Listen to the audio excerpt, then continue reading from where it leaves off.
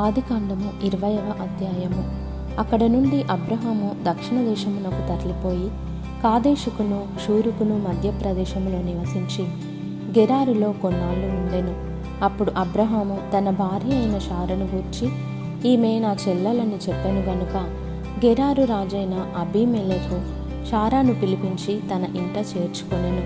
అయినను రాత్రివేళ దేవుడు స్వప్నమందు అబీమెలెకు నొద్దకు వచ్చి, నీవు నీ ఇంట చేర్చుకొనిన స్త్రీ ఒక పురుషునికి భార్య కనుక ఆమె నిమిత్తము నీవు చచ్చినవాడవు సుమా అని చెప్పెను. అయితే అబీమెలెకు ఆమెతో పోలేదు గనుక అతడు, ప్రభువా, ఇట్టి నీతిగల జనమును హతము చేయుదువా? ఈమె నా చెల్లెలని అతడు నాతో చెప్పలేదా? మరియు ఆమె కూడా అతడు నా అన్న అనెను. నేను చేతులతో ఏ దోషము చేయక యథార్థ హృదయముతో ఈ పని చేసి తిననెను. అందుకు దేవుడు, అవును, యథార్థ హృదయముతో దీని చేసితివని నేనెరుగుదును. మరియు నీవు నాకు విరోధముగా పాపము చేయకుండా నేను నిన్ను అడ్డగించి తిని, అందుకే నేను నిన్ను ఆమెను ముట్టనీయలేదు. కాబట్టి ఆ మనుష్యుని భార్యను తిరిగి అతనికి అప్పగించుము. అతడు ప్రవక్త, అతడు నీ కొరకు ప్రార్థన చేయును. నీవు బ్రతుకుదువు. నీవు ఆమెను అతనికి అప్పగించని ఎడల నీవును నీ వారందరూ నిశ్చయముగా చచ్చెదరని తెలుసుకొనుమని స్వప్నమందు అతనితో చెప్పెను. తెల్లవారినప్పుడు అబీమెలెకు లేచి తన సేవకులందరినీ పిలిపించి ఈ సంగతులన్నీ వారికి వినిపించినప్పుడు ఆ మనుషులు మిగుల భయపడిరి. అబీమెలెకు అబ్రహామును పిలిపించి, నీవు మాకు చేసిన పని ఏమిటి? నీవు నా మీదికిని నా రాజ్యము మీదికిని మహాపాతకము తెప్పించినట్లు నేను నీ ఎడల చేసిన పాపమేమిటి?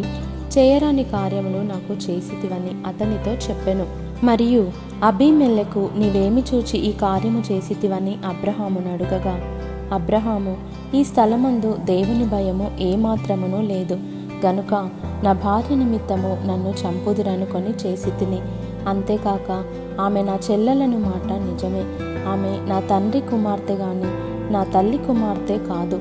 ఆమె నాకు భార్య అయినది.